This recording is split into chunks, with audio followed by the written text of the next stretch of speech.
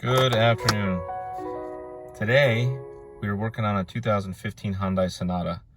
We did an oil change on it. Now, while I already reset the service light, I'm going to go ahead and show you how to do it. I'm going to put the key in and turn it to the on position and do not start it. It's going to go through the system check. All right, we're going to use the up and down arrow on the right-hand side of the steering wheel. I'm going to show you that right here, up and down. Okay, we're going to go down. It's under user settings. If you don't have user settings already there, you're going to press this button here, which shows like a piece of paper. All right, this button here. You push it, you look at the dash. If you push it over and over again, you'll get to here where it says user settings. Then you push the down arrow here, where my finger is pointing on the steering wheel, right-hand side. Push the down arrow until you get to service interval. Then you're going to press OK, which is right here.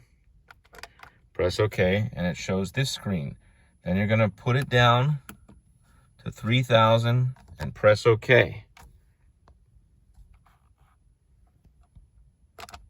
We did that. OK. Now you can set it to any mileage you want. We're setting it to 3,000. See that? Okay. Now we got it at 9 months. We're going to change that. So I'm going to go ahead and press the OK button again. Just push the down arrow. Press OK on 0. And I'm going to go to 4 months. And press OK. Then we're going to hit the back button. Press OK. Save it. Yes. Service interval has been saved. And there you have it. Now we're going to press the page button right here. Looks like a piece of paper. Until we get to the wrench symbol. And it's going to say service in 3,000 miles or 121 days.